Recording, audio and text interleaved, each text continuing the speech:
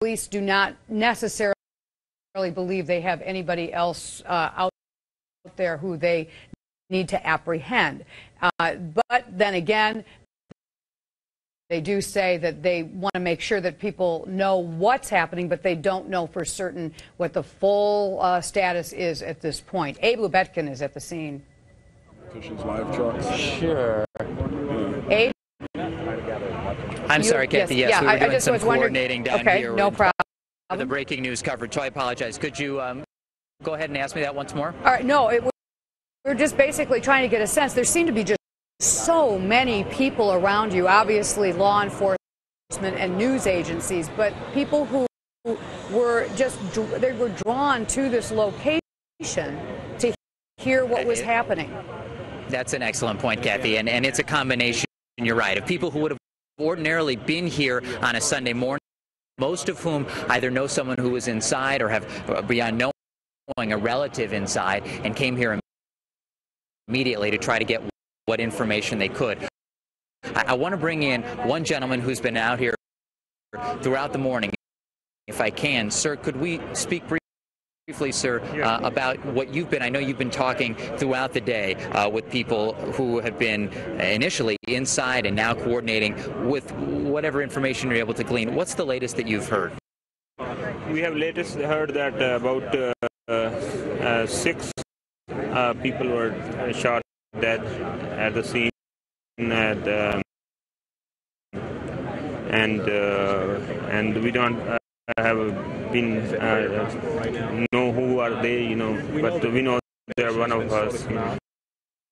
If we could just take one step in this direction, sir, so we can see some of the other things that are taking place behind you as relatives and other friends and people are here. And let's talk about what was taking place at 10 o'clock in the morning. There was a guest priest, it sounds like, who was here. Tell us about who this person was. His name is Punjab Singh, and I'm not sure that, I haven't, it's not been confirmed that if he's been shot, dead or not, but he was shot, and he was shot from very close range.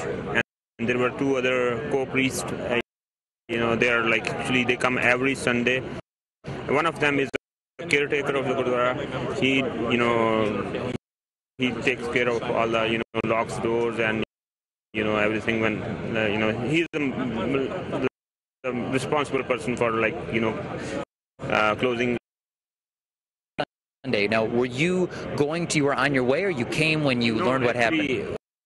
Usually every Sunday, I bring my 2 kids and my wife. We come here to pray, my mom and dad too, and usually what we do is about 10:15ish, we come here, and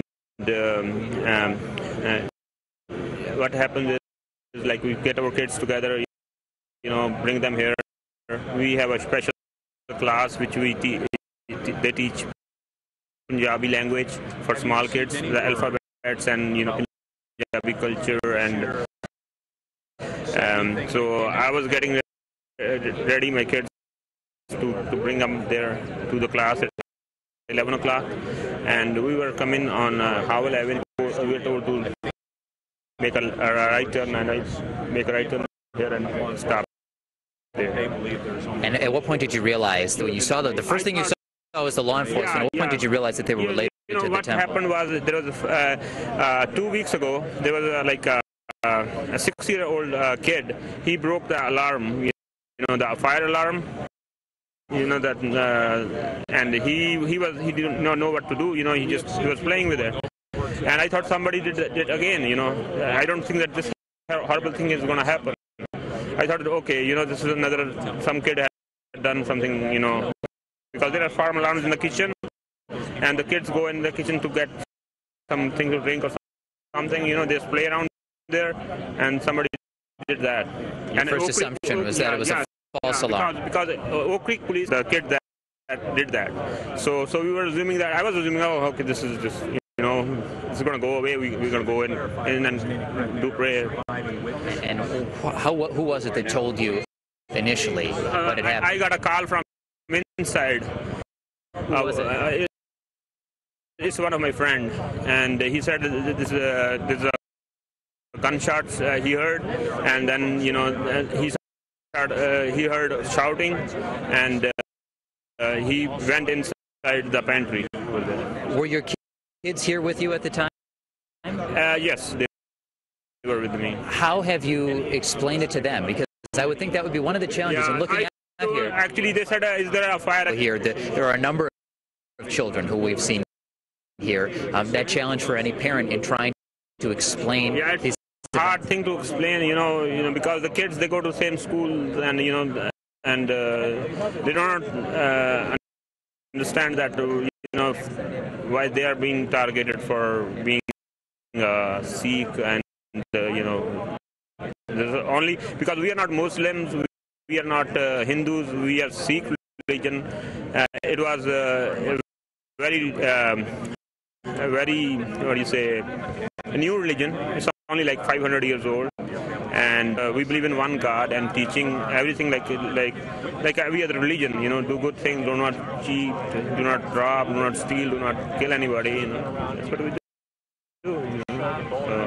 And as far as you know, this location is not one that had received threats that you're aware of? No. We have been here from 2006, and there was no threats, and it was a nice neighborhood, and there was no complaints. We never had any problem.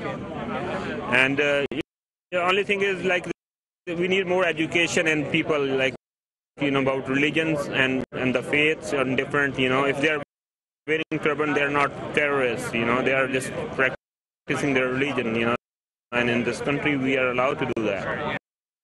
Yeah. Sir, thank you very much for your time. Obviously, a pretty horrific situation for the people who came here expecting to just have a typical Sunday morning worship service and who came to discover what, in fact, it actually was. 7 people dead, one of whom was the gunman. A situation that may still be ongoing, certainly is ongoing from a law enforcement perspective. Whether or not there's still an active hostage situation is one that remains to be seen. We do know that we've seen people who were at one point inside speaking to law enforcement within the secure area, talking to FBI and other law enforcement who are on the team, beginning that long and difficult process of piecing together what happened here and perhaps what led up to this. We're going to continue to try to find some more people here to share their stories of today. Right now, though, we're going to send it back to you in the studio. All right, thank you, Abe. We learned so much from people who actually got phone calls from people inside the temple as this was happening. And that gentleman saying that he heard from his friend who was in weeks ago. A prank. A kid had accidentally pulled an alarm, and police had been there. Just didn't expect this to happen. They have never had any kinds of problems in the area. We're going to take the clock back a few hours to around the time that gentleman is talking about. And this, we're not going to give away any kind of scene. We're going to take a look at a live shot first of what is happening at the scene in Oak Creek as we speak. But we do have some videotape. Someone must be on their way to the hospital. We know that Frater took 3 people in this particular shooting incident. And this is basically what we were seeing from News Chopper 12's perspective as Matt was arriving at the scene in Oak Creek. Again, these are not live pictures. These are taped images from earlier today. 7 people dead, including the shooter at the Sikh Temple of Wisconsin. An officer who was the first on the scene responding to that 911 call. We understand was shot multiple times. That officer is among those who is injured right now. Let's go back up to Abe, who's on the scene. Abe? Yeah, Patrick, we're going to speak now with a gentleman who... Bachan Singhil. Okay. Bachan Singhil. Okay, and sir, you, I know, just came from the area we saw you walk this way from inside and the other side of the church at that time when this happened. We just talked to all of them, and they saw about 5 people they saw with their eyes are dead, laying down on the ground. Then one of the shooter also got killed. So the other shooter was inside. I know they got him too. That's the police saying so far. And when those people came in, somebody dropped them off outside in the parking lot. So they took the cars away. So you're told that the people who did the shooting were dropped off? They was dropped off. That's what we told. I see. And someone else sped away in a vehicle? Yes. So I know before we were about a hostage situation inside. There was a hostage situation for a while, yes. There was like 17 lady was locked in the kitchen, and there's a couple of kids helped them. Actually, those two ladies, the police got them out. Now everybody, at this time, I think everybody's in a safe place. Your thought is that the hostage situation is no longer...